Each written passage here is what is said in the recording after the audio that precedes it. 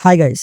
ఈ వారం 'ఆహాలో' రిలీజ్ అయిన 'కథ కమామిషు' మూవీ రివ్యూ గురించి మాట్లాడుకుందాం ఫ్రెండ్స్. ఓవరాల్‌గా ఈ మూవీ చూసినాక ఈ మూవీ చూడొచ్చా అంటే బావుంది ఫ్రెండ్స్. ఈ మూవీలో ఒక సోల్ ఉంది. అది మనల్ని హత్తుకుంటుంది. అందువలన ఈ మూవీ చూస్తున్న 1 గంట 50 నిమిషాలు అయినప్పటికీ మనకి ఎక్కడ బోర్ కొట్టదు. ఒక ఫీల్ గుడ్ మూవీని చూస్తున్నాం అనే ఫీలింగ్‌తోనే మనం ఈ మూవీ మొత్తం చూడడం జరుగుతుంది. Okay friends. ఇక ఫ్లోట్ ఆఫ్ ద స్టోరీకొస్తే, ఫ్లోట్ ఆఫ్ ది మూవీలోకొస్తే పెళ్లి అయిపోయిన తర్వాత ఎండ్ కార్డ్ పడుతుంది.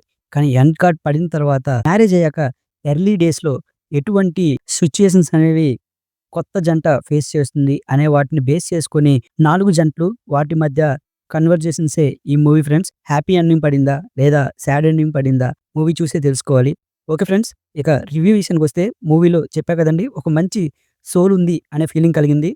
ఎక్కడ కూడాను బోర్ కొట్టలేదు. ఇందిర గారు ఒక పోలీస్ ఆఫీసర్ సెకండ్ మ్యారేజ్ చేసుకున్నాక ఆవిడ ఎటువంటి ఎక్స్‌పీరియన్స్‌ని ఫేస్ చేశారు. 'నిబ్బా నిబ్బీలు' ఇన్‌స్టాగ్రామ్ లవ్ స్టోరీ మరియు 'రమ్మీలో' డబ్బులు పోగొట్టుకున్న ఓ అమ్మాయి లైఫ్‌ని ఏ విధంగా కవర్ చేయాలనుకుంది, చివరికి ఏం చేసింది, ఒక ఫ్యామిలీలో బ్యాచలర్స్ ఉంటే ఆ కొత్తగా పెళ్లైన జంట ఏ విధంగా బాధపడుతుంది అనేది చూపించిన విధానం కూడా చాలా బావుంది. ఈ మూవీలో బోల్డ్ కంటెంట్ తీయడానికి అవకాశం ఉన్నప్పటికీ ఎక్కడా కూడాను డబుల్ మీనింగ్‌లోకెళ్ళకుండా చాలా నీట్ ప్రెజెంటేషన్ చేశారు. ప్లస్ పాయింట్స్ వస్తే మ్యూజిక్ కూడాను బానే ఉంది. ఎస్‌పి బాలసుబ్రహ్మణ్యం గారితో ఓ పాటను పాడించారు. అది మరి ఆయన పాడారా? లేక ఏఐలో జనరేట్ చేశారా తెలీదు గానీ, ఆ సాంగ్ కూడా బానే ఉంది.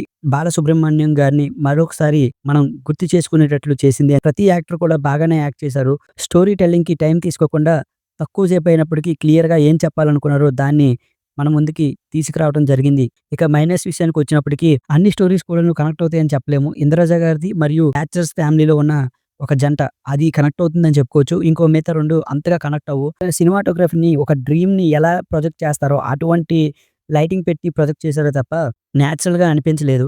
ఈ మూవీకి నేనిచ్చే రేటింగ్ 2.75 ఔట్ ఆఫ్ 5 ఫ్రెండ్స్.